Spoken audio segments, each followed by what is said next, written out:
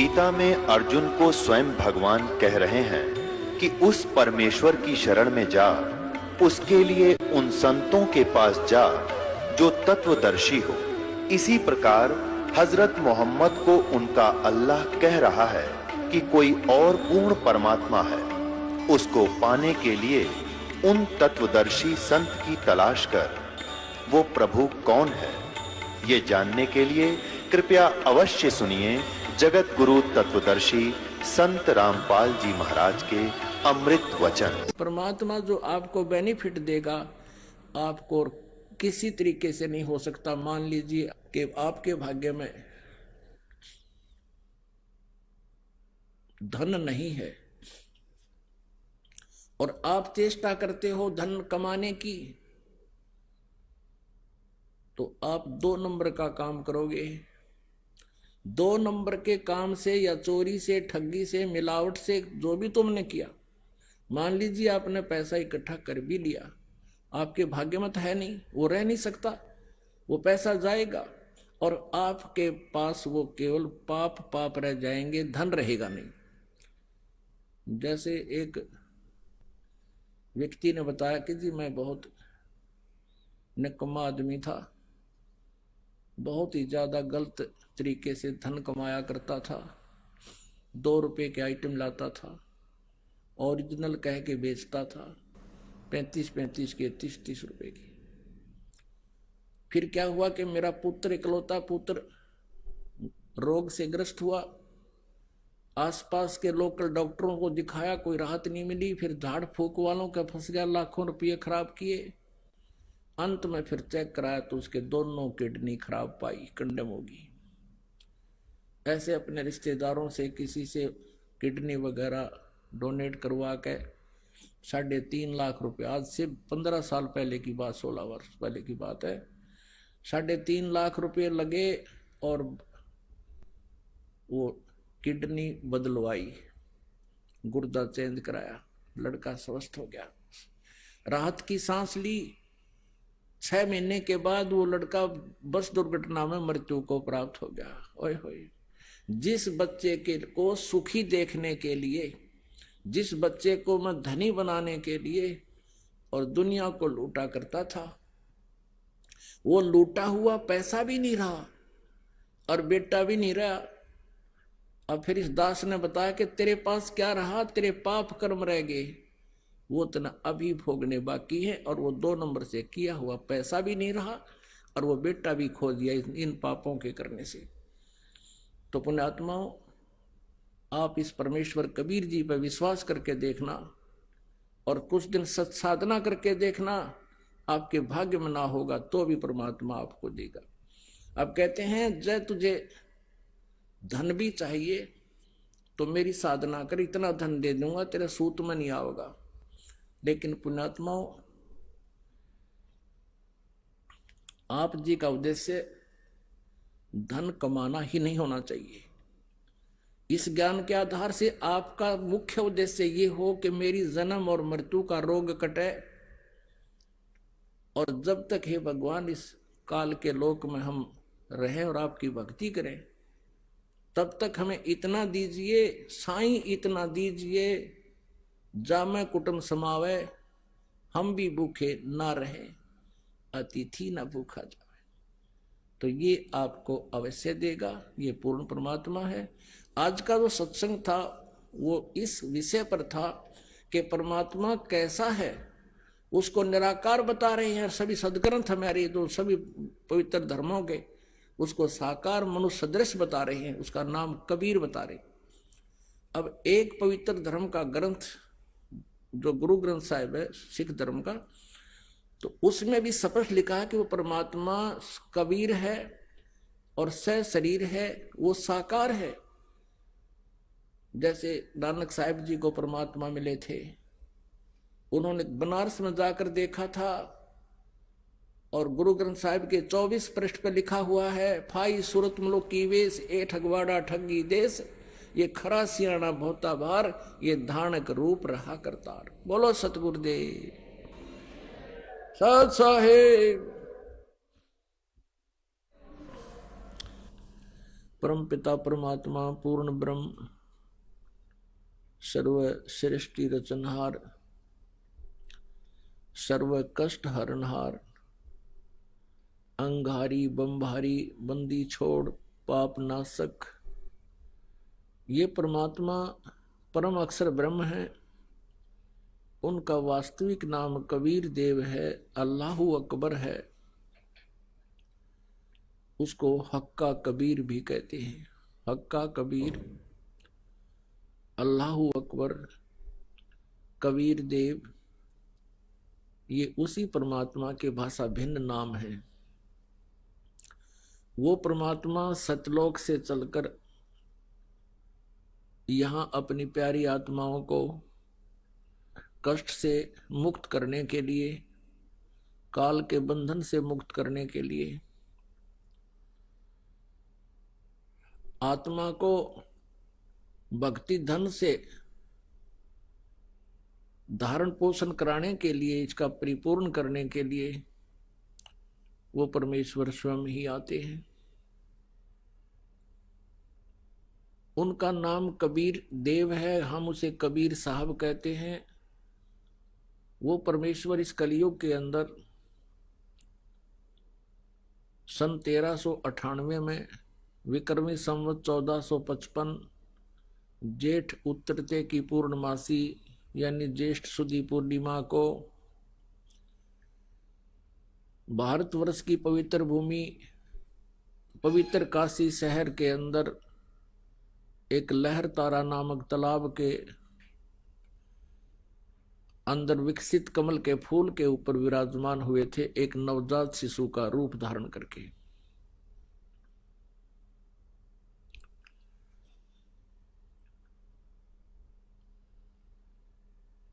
और उनको एक निसंतान जुलाहा दंपति उठा ले गया था। परमात्मा लीला में शरीर से धीरे धीरे बड़े हुए, फिर उस अपने मुंह बोले माता पिता के जो पैतृक कार्य था जुलाहे का, उसी कार्य को करने लगे। और वही पूर्ण परमात्मा परम अक्षर ब्रह्म बनारस में धानक रूप से प्रसिद्ध हुए, यानी जुलाहा कहलाए।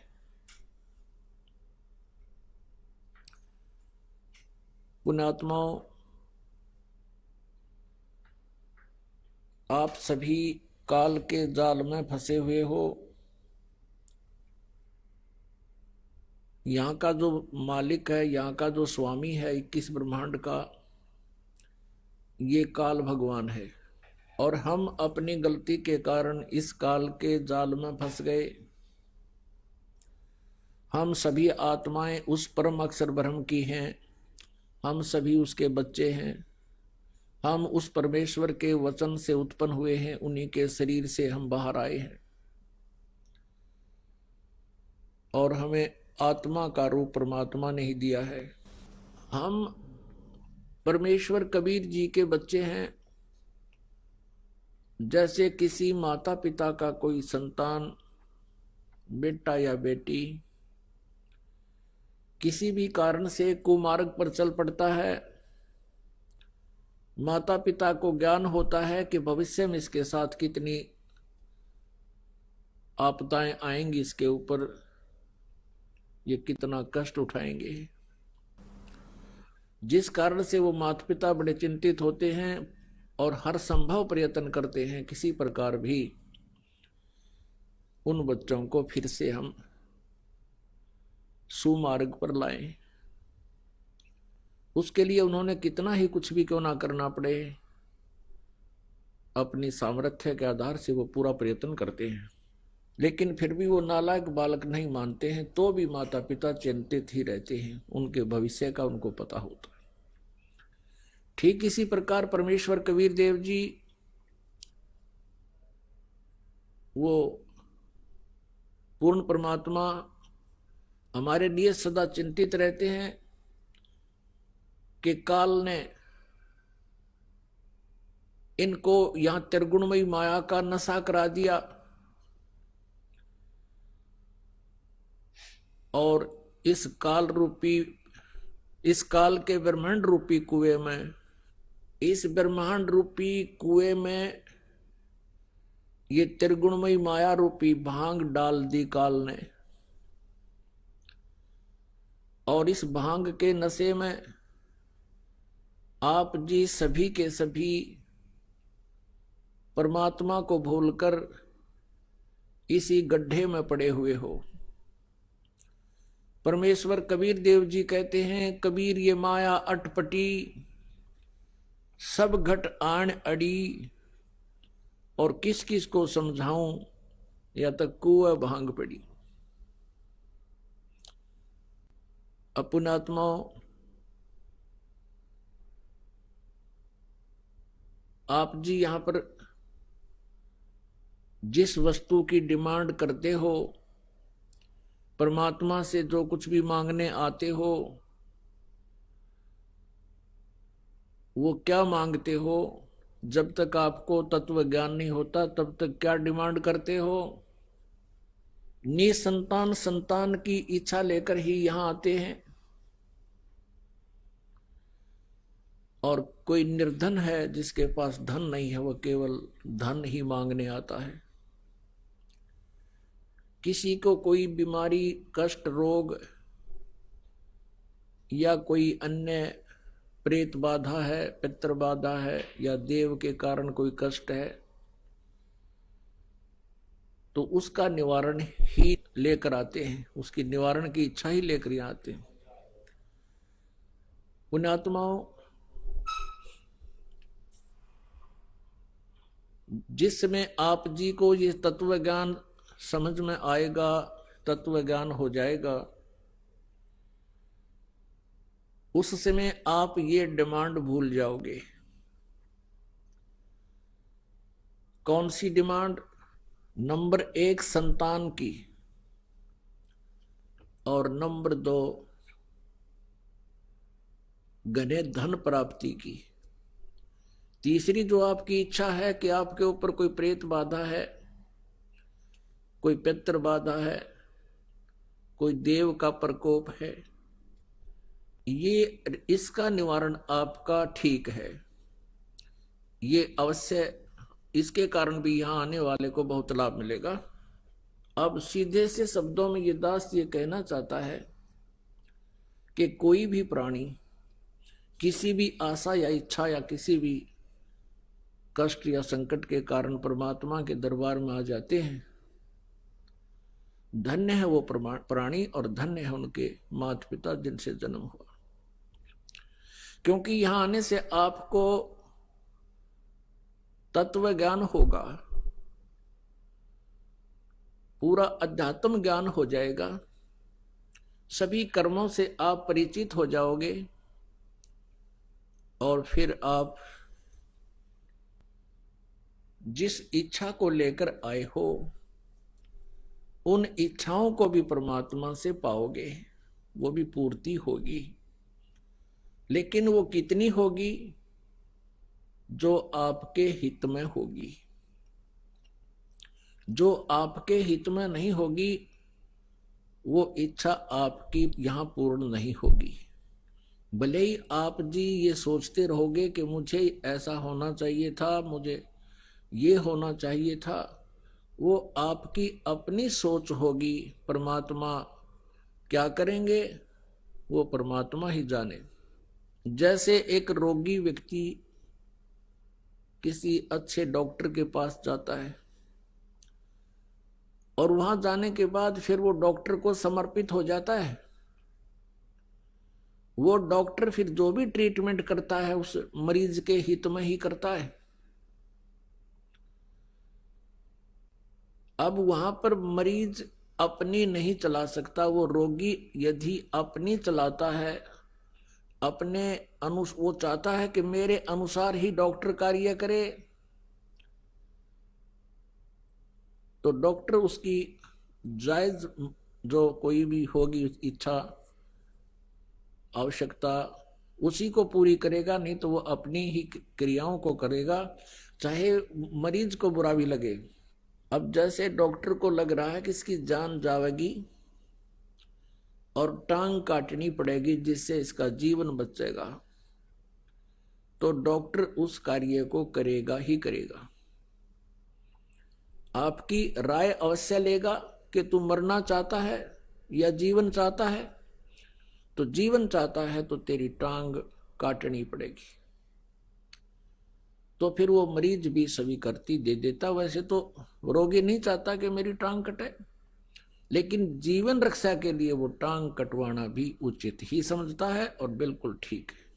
ठीक इसी प्रकार पुण्यात्माओं, आप यहां परमात्मा के दरबार में आए हो और ये वो हॉस्पिटल है जो आपके जन्म और मृत्यु के रोग को नाश करेगा, समाप्त करेगा। और जब तक जन्म और मृत्यु का रोग आपका नष्ट नहीं होगा तब तक आप सुखी नहीं हो सकते। श्रीमद् भगवत गीता अध्याय नंबर 18 के श्लोक नंबर 62 में कहा है गीता ज्ञानदाता ने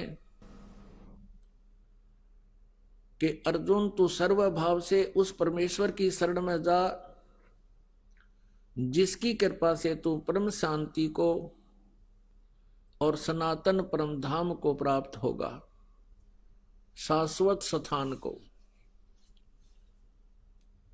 गीता जी अध्याय नंबर 15 के श्लोक नंबर 1 से 4 में कहा है कि पूर्ण परमात्मा के प्राप्ति के लिए तत्वदर्शी संत की आवश्यकता है। गीता जी अध्याय नंबर 4 के श्लोक 34 में कहा है कि उस परमात्म तत्व को यानी तत्व ज्ञान को तू तत्वदर्शी संतों से समझ। गीता जी अध्याय नंबर 15 के श्लोक नंबर 1 में उस तत्वदर्शी संत की पहचान बताई है कि ऊपर को जड़ और नीचे को तीनों गुण रूपी शाखा वाला ये संसार रूपी उल्टा लटका हुआ एक संसार रूपी वृक्ष समझो, और जो संत इसके सभी विभाग पत्तों सहित बता देगा, स वेदवित, वह वेद के तात्पर्य को जानने वाला है, अर्थात वो तत्वदर्शी संत है। परमेश्वर कबीर देव जी स्वयं ही तत्वदर्शी संत की भूमिका भी यहां आकर करते हैं, एक अच्छे नागरिक की भूमिका भी स्वयं ही करते हैं, एक नेक शिष्य का रोल भी वो परमात्मा स्वयं ही करके दिखाते हैं, और एक अच्छे कवि के रूप में भी वो सुप्रसिद्ध होते हैं, क्योंकि वो अपनी महिमा की वाणी लोकोक्तियों के माध्यम से सुनाते बोलते हैं, जिस कारण से वे कवि भी कहलाते हैं, लेकिन वो होते हैं परमेश्वर। तो परमेश्वर ने बताया है अपनी अमृत वाणी में, सच्चिदानंद घन ब्रह्म की वाणी में, कबीर वाणी में। कबीर अक्षर पुरुष एक पेड़ है, निरंजन वा की डार, और तीनों देवा शाखा है ये पात रूप संसार। ऊपर को जड़, जड़ तो वो परमात्मा स्वयं है जिससे सभी ब्रह्मांडों का धारण पोषण होता है। जैसे वृक्ष को जड़ से ही पूरा आहार मिलता है, टहनी, तना, डार, पत्ते सभी उसी से आहार प्राप्त करते हैं, वो सबका धारण पोषण करने वाला होता है। तो वो तो पूर्ण परमात्मा परम अक्षर ब्रह्म स्वयं कबीर देव जी हैं। जमीन से बाहर जो दिखाई देता है वो तना होता है, उसको अक्षर पुरुष कहते हैं। गीता जी अध्याय नंबर 15 के श्लोक 16 और 17 में तीन प्रभु, तीन पुरुष बताए हैं, सरपुरुष, अक्षर पुरुष और परम अक्षर पुरुष। 8वें अध्याय के तीसरे श्लोक में भी परम अक्षर पुरुष बताया है, जो तत्ब्रह्म के बारे में जानकारी दी है। तो अक्षर पुरुष वो तना है, और मोटी डार जो है वो सर पुरुष है, सर पुरुष, जिसे ज्योत निरंजन भी कहते हैं, काल भी कहते हैं। उस काल के यानी सर पुरुष की फिर तीन, उस डार के तीन शाखाएं हैं, उसके पुत्र हैं रजगुण ब्रह्मा, सतगुण विष्णु, तमगुण शिव जी, और पात रूप हम संसार। तो यहां बताया है गीता जी अध्याय नंबर 15 के श्लोक नंबर 1 से 4 में कि जब तुझे तत्वदर्शी संत मिल जावे, इस अज्ञान रूपी अंधकार को और तत्व ज्ञान रूपी शस्त्र के द्वारा काटकर उस अर्थात इसको उस तत्व ज्ञान से समझकर उसके पश्चात परमेश्वर के उस परम पद की खोज करनी चाहिए, जहां जाने के बाद ये साधक फिर लौटकर कभी संसार में नहीं आते। और जिस परमेश्वर ने सारे ब्रह्मांडों की रचना की है उसी की भक्ति करनी चाहिए और ये सोच ले कि मैं उसकी शरण में हूं। गीता ज्ञानदाता कहता है वो परमेश्वर कोई और है, मुझसे भिन्न है, उसकी जानकारी मैं भी नहीं रखता, तत्वदर्शी संत बताएंगे। गीता जी अध्याय नंबर 7 के श्लोक नंबर 29 में कहा कि तत्ब्रह्म, गीता जी अध्याय नंबर 7 के श्लोक 29 में कहा है कि मेरे इस ज्ञान को आश्रित करके, इस आश्रय करके, यानी मैं जो कह रहा हूं कि तत्वदर्शी संत की खोज करो, वो जो ज्ञान बताओ फिर उसे सुनो, और जो जरा और मरण से छूटने का प्रयत्न करते हैं वे तत्व ब्रह्म से, पूरे आध्यात्मिक ज्ञान से यानी तत्व ज्ञान से और सभी प्रकार के कर्मों से वो परिचित होते हैं, वही जरा और मरण से छूटने का प्रयत्न करते हैं। इस संसार की किसी भी वस्तु की डिमांड नहीं रखते। गीता जी अध्याय नंबर 8 के श्लोक नंबर 1 में अर्जुन ने पूछा, हे प्रभु, आपने जो 7वें अध्याय के 29वें श्लोक में जिस तत्ब्रह्म की जानकारी बताई है कि उसको जानकर और फिर अध्यात्म ज्ञान से परिचित व्यक्ति जरा और मरण से ही छूटने का, जरा माने वृद्ध अवस्था, बुढ़ापा का दुख, और मरण माने मृत्यु, के जो जरा और मरण से छूटने का ही प्रयत्न करते हैं वो उस तत्ब्रह्म को जान चुके होते हैं, यहाँ की किसी वस्तु की इच्छा नहीं करते। 8वें अध्याय के 1 श्लोक में पूछा है, फिर किम तत्ब्रह्म, वो तत्ब्रह्म क्या है, ऐसी अनमोल वस्तु क्या है वो तत्ब्रह्म जो गीता ज्ञानदाता से भी अन्य है। तब गीता ज्ञानदाता ने 8वें अध्याय के 3 श्लोक में कहा है कि वो परम अक्षर ब्रह्म है।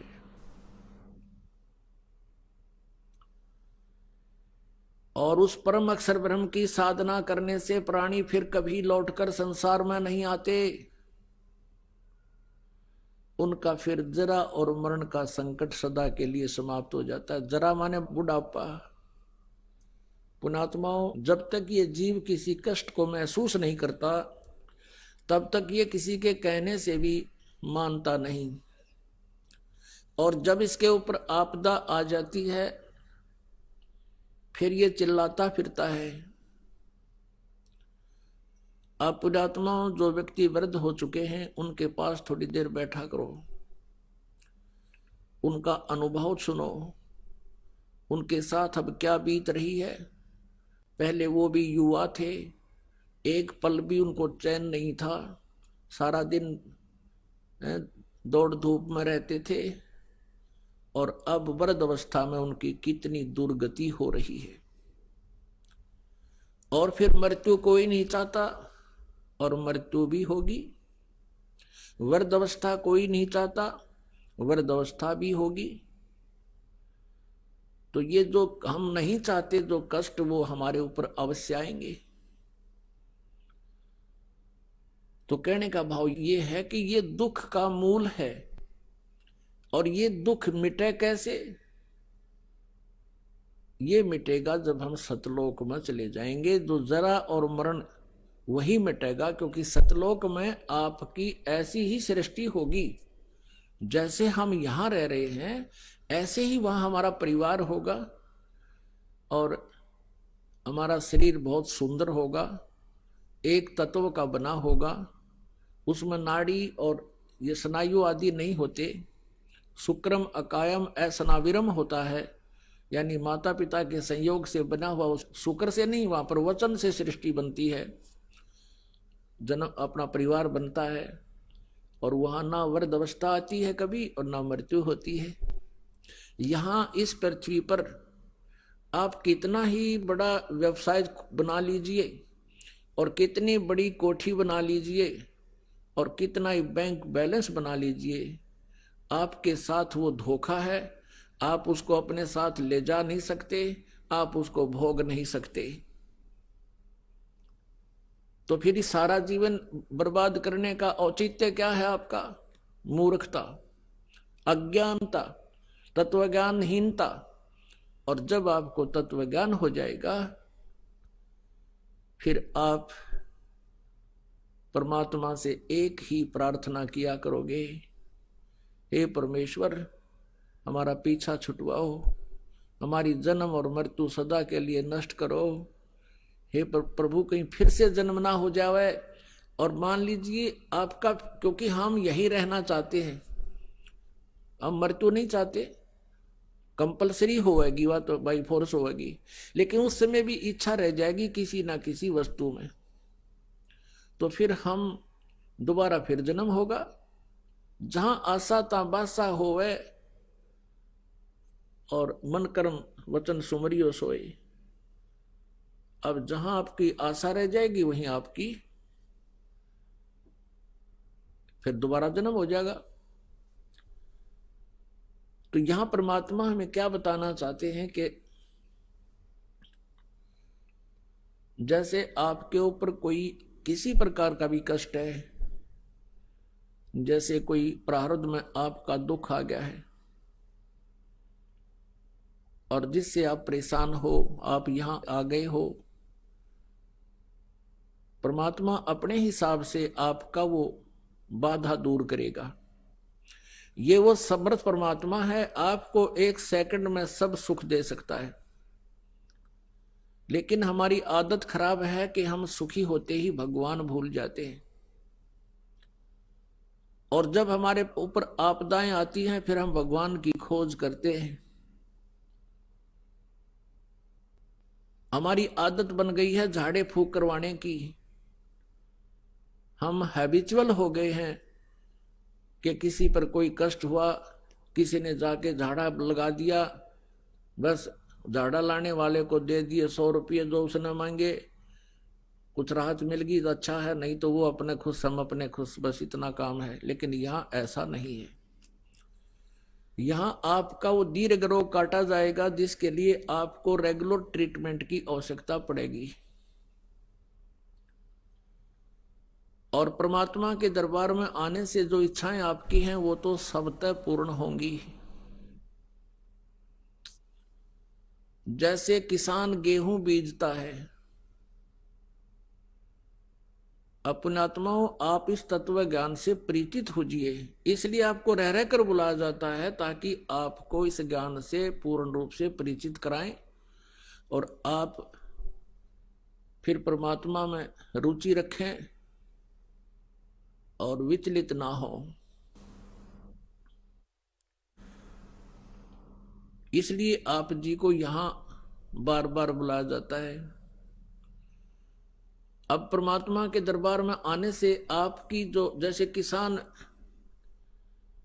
गेहूं बीजता है, उस किसान का गेहूं बीजने का उद्देश्य क्या होता है? सबसे पहला उद्देश्य तो उसका ये होता है कि मेरा परिवार भूखा ना रहे, हम भूखे ना मरे, हमारा पेट भरे। उसके बाद अब जैसे इस उद्देश्य से ही गेहूं बीजा जाता है, और फिर क्या होता है, अब गेहूं बीज दिया तो सबसे पहले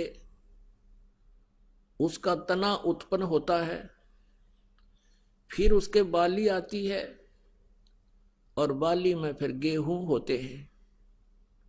पहले पौधा उगता है, तो जो पौधा होता है वो भूस बनता है, और बाली में जो गेहूं होते हैं वो जीवन दाता अन्न होता है।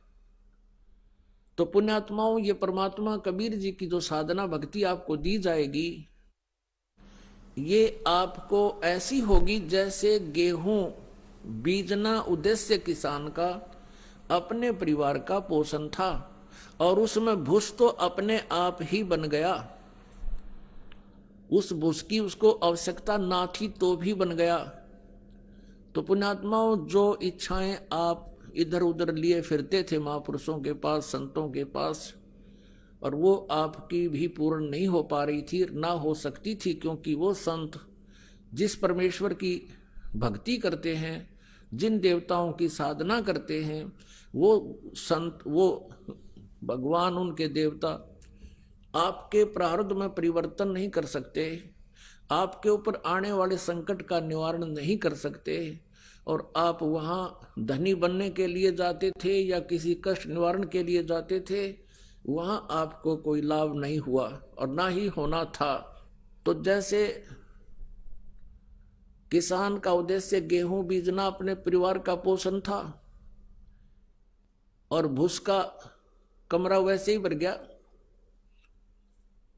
जिसकी उसको इच्छा नहीं थी लेकिन तो भी मिल गया।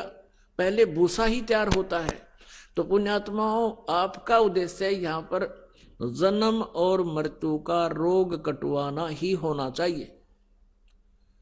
आपको जो साधना दी जाएगी, उस साधना में आपकी संसारिक इच्छाएं जो आवश्यक होंगी और आपके संकट निवारण, तो उस भूस की तरह अपने आप ही ना चाहते हुए भी परमात्मा वो निवारण करेगा और धन आपको ऐसे देगा जैसे उस गेहूं के भूस तो पहले ही तैयार होना शुरू हो जाता है।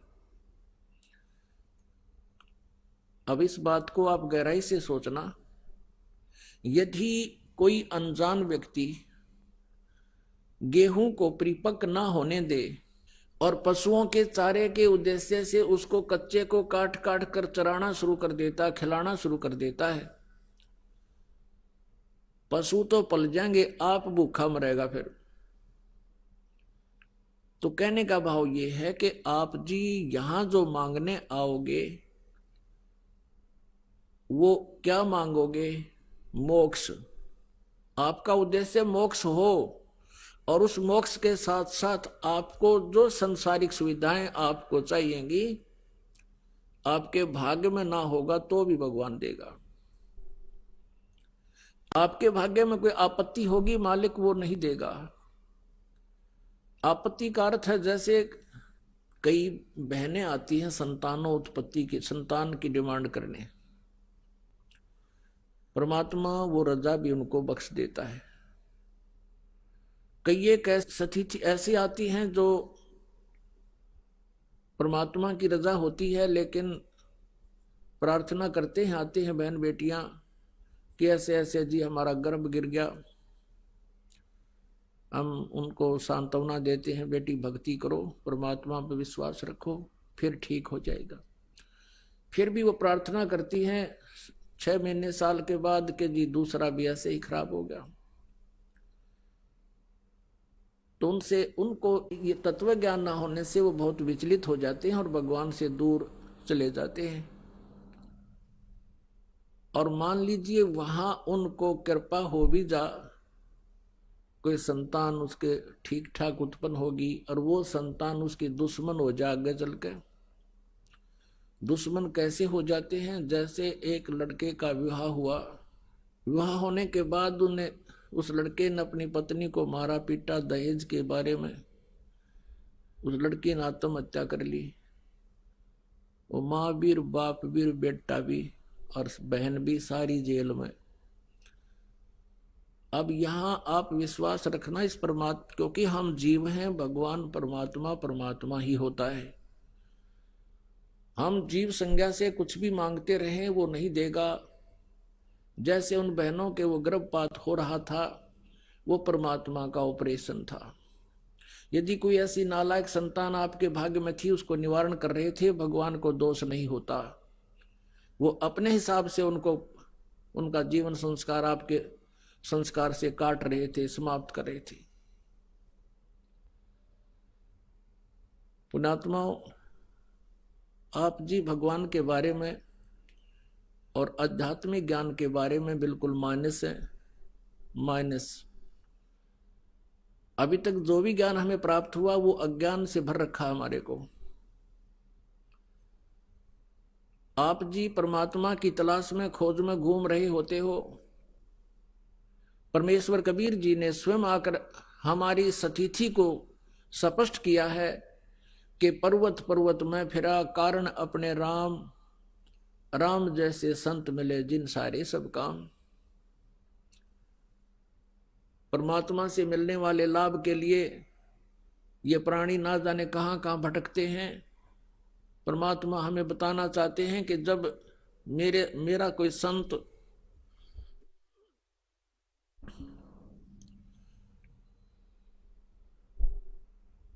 मेरे संत की शरण में जब आ जाते हैं तो उनके सभी कार्य शुरू हो जाते हैं, सिद्ध हो जाते हैं, प्रारंभ हो जाते हैं। उनके धीरे धीरे सारे कार्य, सब कार्य सिद्ध हो जाते हैं।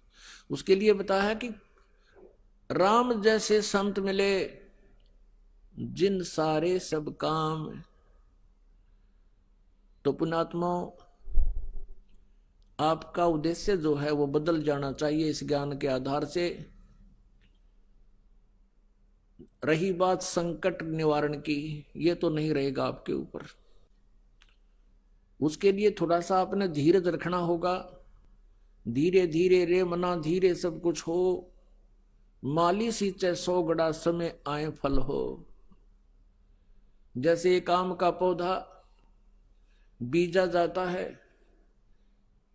और उसमें गड्ढा बनाकर उसमें सिंचाई शुरू कर दी जाती है, सैकड़ों घड़े पानी के उसमें डालते रहते हैं, 1, 2, 3 वर्ष 4 वर्ष तक, फिर वो पौधा पेड़ बन जाता है।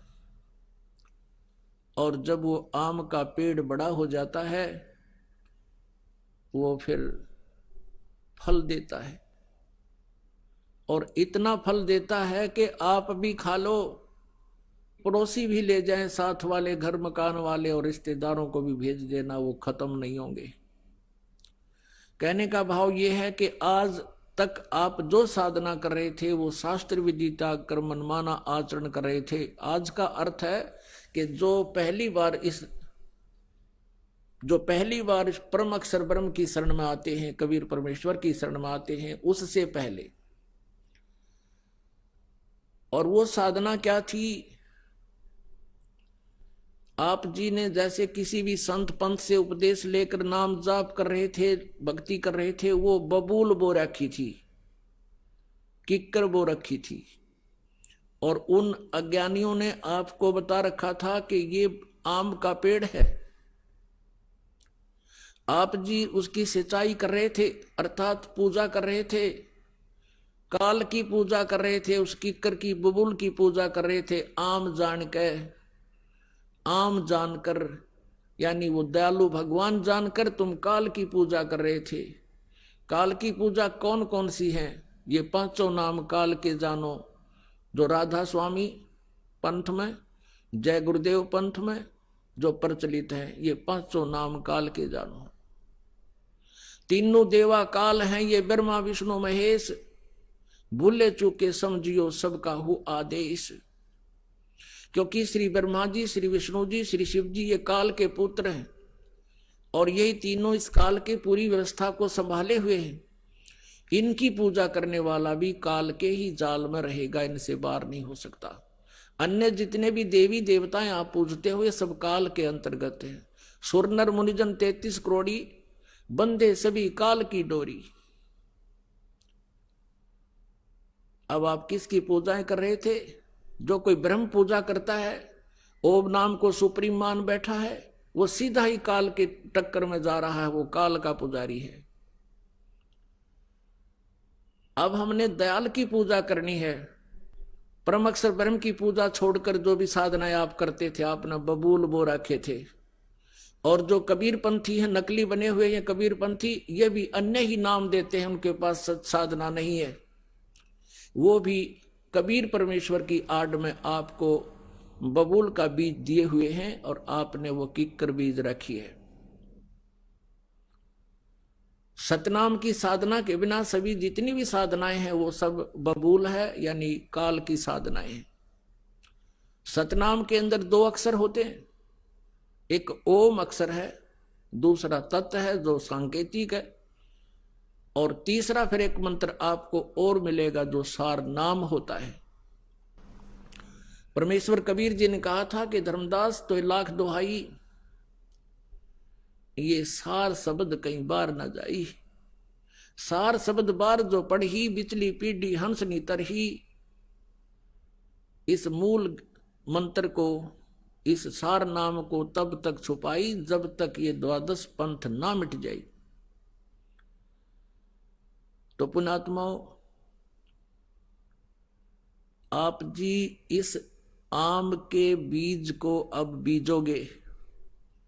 आपको ज्ञान इसलिए कराया जाता है कोई आपको भ्रमित ना कर सके, कहीं आप जी के आम के पौधे को उखड़वा के और फिर से उसमें उसी गड्ढे में बबूल ना भिजवा दे। आपको आम की और आम के अतिरिक्त बबूल या झाड़, कैर, किक्कर, इनकी पहचान कराई जाती है, जिस कारण से आप अपने आम को फिर दृढ़ता के साथ परिपूर्ण करोगे, यानी सत भक्ति करके सफल होगे। अब ये बताया है कि धीरे धीरे रे मना, धीरे सब कुछ हो, माली सींचे सौ गड़ा समय आए फल हो। एक पौधे को पेड़ बनाने में कितना समय लगता है, और वो ठीक ठाक बड़ा हो जाता है तो फिर देखना उसके रंग ठाठ कर देगा, छाया भी मिलेगी, फल भी मिलेंगे। तो इसी प्रकार ये आपको सत भक्ति रूपी, सतनाम रूपी आम का बीज दे दिया। अब इसको होने दो, थोड़ा समय देना भगवान को। कुछ समय के बाद देखना आपको कितने सुख होंगे। आपके पड़ोसी भौचुक्के रह जाएंगे कुछ दिनों के, यदि आप सच्चे दिल से लगे रहे। आपके घर में सुख होगा, आपकी सभी आपदाएं दूर हो जाएंगी। और अन्य भगवानों से जो साधनाएं तुम करते हो, दूसरे भगवानों की जो पूजाएं करते हो, उनसे आपके ये तीन ताप भी नाश नहीं हो सकते। जैसे प्रेत बाधाएं हैं, पितृ बाधाएं हैं, या कोई देव प्रकोप है, या प्रारब्ध का कोई कष्ट आपके ऊपर आने वाला है, वो अन्य एक परम अक्षर ब्रह्म को त्याग कर किसी की भी साधना से वो आपका संकट निवारण नहीं हो सकता। और मोक्ष तो बहुत दूर की बात है, और यहां आपका मोक्ष भी होगा, आप जी के सब संकट भी दूर होंगे, और आपका जीवन सुखी होगा। एक भक्त बता रहा था कि हमने आपका नाम लेने से पहले, यानी कबीर परमात्मा का, इस दास जो, ये दास जो तो एक नौकर है उस परम पिता का, और ये समझ लो वो डॉक्टर है, ये दास कंपाउंडर है। उसका बताया हुआ जो कुछ भी ट्रीटमेंट है वो आपको दिया जाता है, और जो इसको ठीक ढंग से मर्यादा में रहता हुआ करेगा, वो सब रोग नष्ट हो जाएगा। तो उसने क्या बताया जी, यहां उपदेश लेने से पहले हम बहुत दुखी थे, प्रेत आत्माएं बहुत सताया करती थी, हम 4-5 भाई हैं, सभी को ये बाधाएं थी।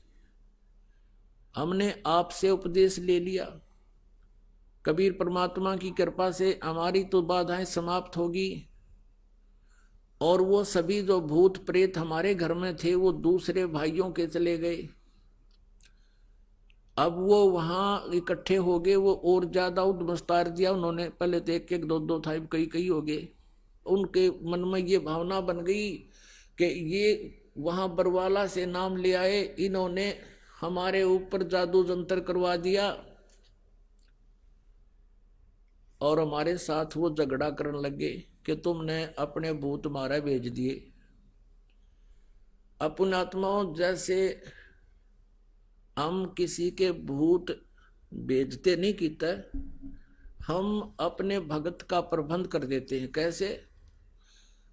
जैसे कमरे में ऑल आउट लगा दी, ऑल आउट लगाते ही मच्छर सारे भाग जाते हैं, वो फिर दूसरे कमरे में जाएंगे जिसमें ऑल आउट को नहीं। तो परमात्मा कबीर जी का जो सतनाम है, सच्चा नाम आपको दिया जाता, प्रथम मंत्र भी और दूसरा मंत्र भी, ये ऑल आउट है। और जिस घर में ये ऑल आउट लग जाएगी वो बच्चे फिर दूसरे कह जाएंगे भाई हम जंतर मंतर नहीं करते। और उनको भी चाहिए कि वो ऑल आउट लगा ले, वो भी ले जाएं अपना मंत्र यहां से, उनका भी भाग जाएंगे फिर कितना। तो पुण्यात्माओं,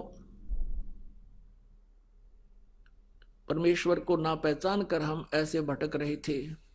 प्रसंग चला था कि भी कोई तो संतान ही मांगने आता है, कोई धन मांगने आता है, उसके लिए परमात्मा आपको एक थोड़ा सा गाइडलाइन देते हैं।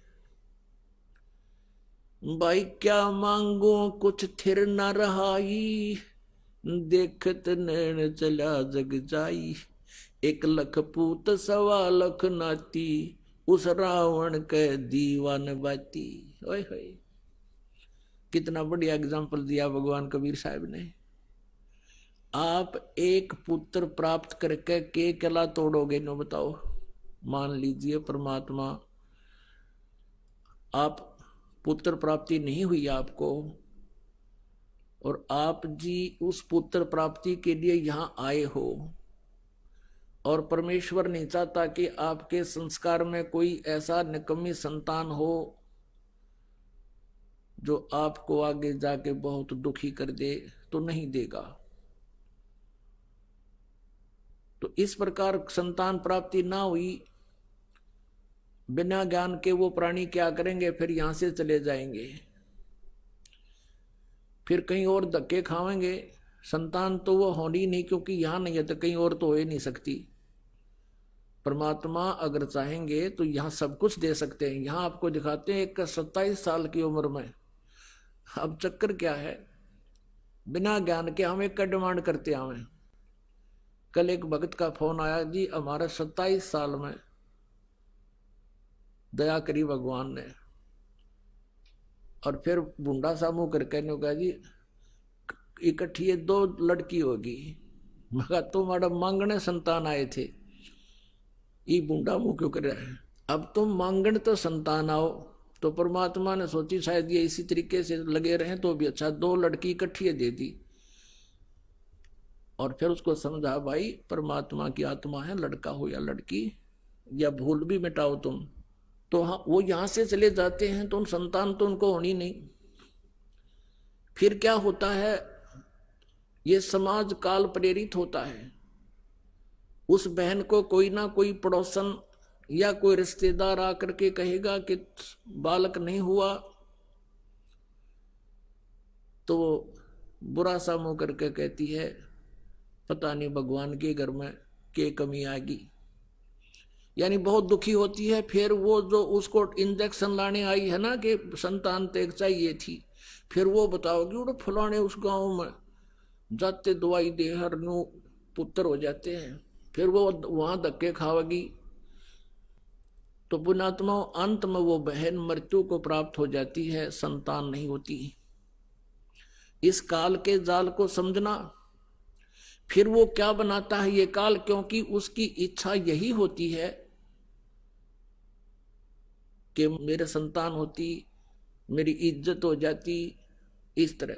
फिर उसको क्या बनाता है ये काल, भगवान अगले जन्म में उसको कुतिया की योनि में भेज देता है, और फिर कहता है ले अब पूरी कसर काट ले अपने संतान उत्पन्न करने की। 8 एक के टाइम में जमेगी, और अगले जन्म में फिर सूरी बनावेगा, 12 कट्ठे उत्पन्न करेगी, ले छकले तू उत्पन्न करके। तो पुण्यात्माओं, परमात्मा के इस ज्ञान को समझना चाहिए, आधा संकट दूर हो जाएगा आपका, जो बेमतलब की टेंशन बनाए फिरते हम यहाँ पर।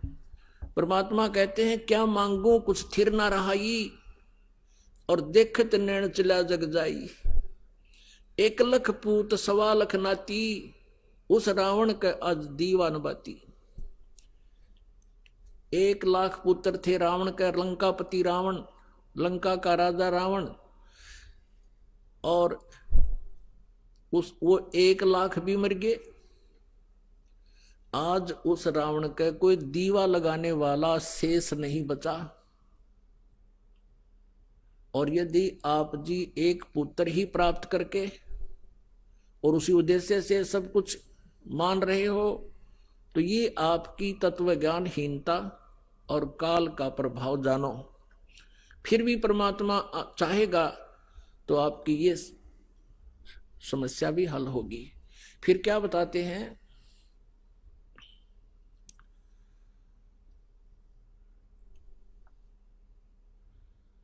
परमात्मा कहते हैं आवत संग ना कोई जात संगाती, क्या भया दर बांधे हाथी। अब राजा को बताते हैं, राजा लोग अपने किले के बाहर हाथियों की लाइन बांध लेते थे, सैकड़ों हाथी बांध कर रखते थे अपनी प्रभुता दिखाने के लिए कि कोई राजा का दूत घूम रहा हो और वो देख जाएगा कि उस राजा के पास तो सैकड़ों हाथी बाहर बंध रहे हैं, तो इतने हाथियों को अपने द्वार पर बांध कर हाथी राजा अपनी समर्थता का प्रतीक मानता था। आइए अब हम उन श्रद्धालुओं के अनुभव जानते हैं जो जगत गुरु तत्वदर्शी संत रामपाल जी महाराज जी से दीक्षा प्राप्त कर चुके हैं तथा उनके द्वारा बताए गए भक्ति मार्ग पर चल रहे हैं। नमस्कार सर। नमस्कार सर। सर क्या नाम है आपका? भूपेंद्र सिंह मेहता, भूपेंद्र दास। सर कहाँ से आए हैं? गांव जारती, जिला बागेश्वर, उत्तराखंड से। सर संत रामपाल जी महाराज से नाम दीक्षा लेने से पहले क्या आप कोई भक्ति साधना भी करते थे? परमात्मा संत रामपाल जी महाराज की शरण में आने से पहले हिंदू धर्म में जो प्रचलित भक्ति थी वही मैं करता था। ब्रह्मा विष्णु महेश की भक्ति करता था, दुर्गा माता की भक्ति करता था और पूर्णिमा और संक्रांति का सत्यनारायण भगवान की मैं व्रत रखा करता था। सर देवी देवताओं की भक्ति करने से आपको क्या क्या लाभ हुए? लाभ तो नहीं, हानि जरूर हुई। मेरे हृदय में बहुत ज्यादा दर्द हुआ करती थी। जब भी मैं चढ़ाई चढ़ता था या कहीं मैदान की ओर भी अगर मैं टहलने भी जाऊं तब भी मुझे बहुत पेन होता था। लेकिन मैंने उसको नोएडा में दिखाया था जब मैं बीएड करता था सासाराम यूनिवर्सिटी से, तो उस दौरान मैंने डॉक्टर को नोएडा में दिखाया था। उन्होंने मुझे काफ़ी इसके बीच में प्रिकॉशन बताए कि कैसे ये चीज़ ठीक हो सकती है। लेकिन वो करने के बाद भी मुझे, डॉक्टर लाभ लेने के बाद भी मुझे कोई लाभ नहीं हुआ। और मैं भक्ति इतना करता था कि संक्रांति और पूर्णिमा के सत्यनारायण भगवान की मैं व्रत रखा करता था। और बीच में मैं वैष्णो देवी की यात्रा भी की, लेकिन मुझे कोई भी लाभ वहां से भी प्राप्त नहीं हुआ। इस प्रकार से मुझे करता तो था भक्ति, लेकिन लाभ कोई भी प्राप्त नहीं होता था। सर आपने बताया कि आपको हार्ट पेन था, और ये हार्ट पेन आपको कितने साल रहा? ये हार्ट पेन मेरा 2009 से शुरू हुआ और 2013 तक मेरे लगभग था। जब मैं परमात्मा की शरण में आया उसके बाद ये हार्ट पेन मेरा ठीक हुआ। आपने बताया कि 2013 में परमात्मा की शरण में आए। आप किस परमात्मा के बारे में यहाँ पर बता रहे हैं? मैं परमात्मा बंदीछोड़ सदगुरु रामपाल जी महाराज के बारे में बता रहा हूँ, जो कि इसी पृथ्वी पर अभी कबीर परमात्मा के स्वरूप, उन्हीं के अवतार संत रामपाल जी महाराज के चोले के रूप में कबीर साहिब खुद यहाँ पर आए हुए हैं, परमात्मा आए हुए हैं। उनके शरण में आने के बाद मुझे लाभ प्राप्त हुआ कि मेरा आज हृदय दर्द ठीक है। संत रामपाल जी महाराज की जानकारी आपको कहाँ से मिली? परमात्मा संत रामपाल जी महाराज की जानकारी मुझे ज्ञान गंगा पुस्तक के माध्यम से मिली, जो पुस्तक हमें हल्द्वानी में प्राप्त हुई थी। उसके बाद उस भी हमारे समझ में नहीं आई। उसके बाद हमने सत्संग देखना शुरू किया। लगातार सत्संग 2012 में देखा। 2012 में से लेकर के 13 तक हम सत्संग देखा करते थे। जब जून 2013 में केदारनाथ हादसा हुआ था, तो उस वक्त हमारे गांव में एक शिव पुराण हो रहा था। मैं भी उस शिव पुराण में शामिल था। तो उस वक्त मुझे लगा कि भगवान शिव यदि शक्तिशाली हैं, या हम उस वक्त तो हमें ये भी मालूम नहीं था कि इनकी क्या स्थिति है। मैं ये मानता था कि भगवान शिव ही सर्वशक्तिमान है। फिर वहां पर अचानक मेरे मन में ये ख्याल आया कि इतना बड़ा हादसा और वहां पर लोग शिवलिंग के ऊपर भी चढ़ रहे हैं, इतनी त्रासदी हो गई है, ये कोई ना कोई ऐसी बात है जो इनसे ऊपर कोई शक्ति है, मुझे ऐसा महसूस हुआ। फिर उसके बाद मैंने ज्ञान गंगा को पुनः फिर देखना शुरू किया। फिर उनको मैंने अपने जो सदग्रंथ हैं उनसे मिलाना शुरू किया, सत्संग लगातार देखा। इस प्रकार से जुलाई 2013 में परमात्मा संत रामपाल जी महाराज के शरण में आ गए। सर संत रामपाल जी महाराज की शरण में आने से आपने बताया कि आपका हृदय का दर्द था वो ठीक हुआ। उसके अलावा भी कोई आपके साथ अनुभव हुआ? क्योंकि हम संत रामपाल जी महाराज के शिष्यों से मिलते रहते हैं और वो हमें बताते हैं कि उनको बहुत से लाभ तथा अनुभव प्राप्त होते हैं। तो क्या आपके साथ भी अन्य कोई ऐसा अनुभव है? परमात्मा संत रामपाल जी महाराज जी की शरण में आने के बाद सबसे बड़ा लाभ तो मैं ये मानता हूँ कि मुझे तो हृदय दर्द के साथ आध्यात्मिक लाभ भी हुआ। मुझे अपने मनुष्य जीवन का उद्देश्य प्राप्त चला कि मुझे मनुष्य जीवन किस लिए मिला है, किस उद्देश्य के लिए मिला है। मोक्ष प्राप्ति के लिए मुझे मनुष्य जीवन का उद्देश्य पता चला। ये सबसे बड़ा लाभ मैं मानता हूँ। बाकी शारीरिक लाभ परमात्मा तो हर पल साथ ही रहते हैं, छोटे मोटे लाभ तो होते रहते हैं, लेकिन सबसे बड़ा लाभ मेरा जीवन का जो मानता हूँ, अब मुझे पता लगता है कि मनुष्य जीवन के इस महत्वपूर्ण क्षण को मुझे प्राप्त हुआ कि मुझे मोक्ष के लिए मिला है। कितने दिनों में संत रामपाल जी की शरण में आने के बाद आपका हृदय का दर्द ठीक हुआ? परमात्मा बंदी छोड़ सदगुरु रामपाल जी महाराज की शरण में जब मैं जुलाई 2013 में आया था, जब मैं परमात्मा के दर्शनार्थ के लिए लाइन पे लगा था, परमात्मा ने अपना आशीर्वाद स्वरूप जो हस्त मेरे सर पे रखा, तो मुझे ऐसा लगा कि मेरे अंदर कोई ऐसी चीज है जो भारीपन मेरा हल्का हो रहा है। मुझे उस वक्त तो हृदय दर्द उतना महसूस नहीं हो रहा था, लेकिन बाद में उसके बाद मुझे अभी तक हृदय दर्द महसूस नहीं हुआ। परमात्मा बंदी छोड़ सदगुरु रामपाल जी महाराज की दया से आज मेरा हृदय दर्द ठीक है, जब से मैंने नाम लिया उनसे। सर, आपने बताया कि आप उत्तराखंड से संत रामपाल जी महाराज से नाम दीक्षा लेने के लिए गए, लेकिन उत्तराखंड तो देवभूमि माना जाता है और यहाँ इतिहास रहा है कि यहाँ पर 4 धाम भी हैं, जिसके लिए लाखों लोग दूर दूर से आकर यहाँ पर परिक्रमा करते हैं। तो आपको संत रामपाल जी महाराज की शरण में क्यों जाना पड़ा? जी, हम भी यही मानते थे कि ये 4 धाम यहाँ के पवित्र धाम हैं, देवभूमि यहाँ माना जाता है, ये भी हम मानते थे। जब मुझे ये लगा कि मैं इन धामों में से कहीं भी नहीं गया, लेकिन वैष्णो देवी की यात्रा में जरूर गया, लेकिन जो लोकल के हमारे स्थानीय देवताओं के जब मानते थे, जैसे महाकाली गंगोली हाट में, तो मैं जब नवोदय विद्यालय में जॉब करता था तो वहां पर मैं सुबह शाम जाया करता था, लेकिन वहां पर इतनी बकरियों की बलि दी जाती थी, तो कहीं ना कहीं मुझे ये लगता था कि जो देवता है वो ऐसा तो नहीं हो सकता कि किसी की बलि ले। तो किसी भी शास्त्र में हम पढ़ते थे, पहले भी मैं गीता का थोड़ा अध्ययन करता था, मुझे कहीं पर भी बलि का उल्लेख नहीं मिला कि बलि प्रथा होती है। लेकिन हमारे उत्तराखंड में जगह जगह पर बलि दी जाती है, जगह जगह पर पत्थरों की पूजा की जाती है।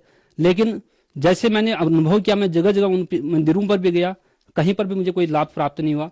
इस प्रकार से जब मैं संत रामपाल जी महाराज के शरण में गया, जून 2013 में जो केदारनाथ में हादसा हुआ था, तो जो जल प्रलय वहां पर आया था, वहां पर काफी लोगों की जान गई। लोगों को, मुझे तो उसी वक्त आभास हो गया था कि यहाँ पर ऐसा कुछ है नहीं जो लोग इतनी दौड़ दौड़ के आ रहे हैं। अगर ऐसा होता तो उन लोगों की जान बचती, बचना चाहिए था उसमें। जो शिवलिंग के ऊपर चढ़ करके अपने जान बचाने की कोशिश की लोगों ने, बहुत बड़ी त्रासदी थी वो, जिस पर लोग अभी भी वहां पर क्रेज तो है लोगों का, लेकिन मुझे लगता है कि लोगों को ज्ञान को समझना चाहिए। कहीं पर भी ये उल्लेख नहीं है कि जैसे उत्तराखंड में बलियां दी जाती हैं या यहाँ पर जो लोग इन मंदिरों पर जाते हैं तो उनसे कोई लाभ मिलता है। जो समाज आज आपको देख रहा है, उनको आप क्या संदेश देना चाहते हैं?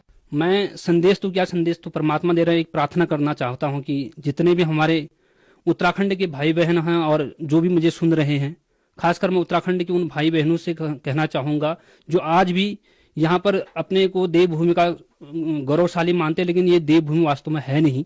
यहाँ पर पत्थरों की पूजा, हर मंदिर में बलि दी जाती है, जो कि शास्त्र विरुद्ध साधना है। मैं उनसे सबसे कहना चाहता हूँ कि परमात्मा बंदी छोड़ सदगुरु रामपाल जी महाराज के शरण में आए और मनुष्य जीवन का उद्देश्य समझें और अपना कल्याण कराएं। संत रामपाल जी महाराज की शरण में कैसे आ सकते हैं? संत रामपाल जी महाराज के शरण में आने के लिए या उनसे नाम दान लेने के लिए आज बहुत से चैनलों पर सत्संग चल रहे हैं। उन सत्संगों पर एक पट्टी चलती है, जिन पट्टियों पर नंबर दिए जाते हैं, नंबर फ्लैश होते हैं। उन नंबरों पर फोन करके अपने नजदीकी नामदान सेंटर का पता कर सकते हैं और बहुत आसान तरीके से अपने नामदान सेंटर का पता करके अपना नाम ले सकते हैं। धन्यवाद सर। सच्चाई जी।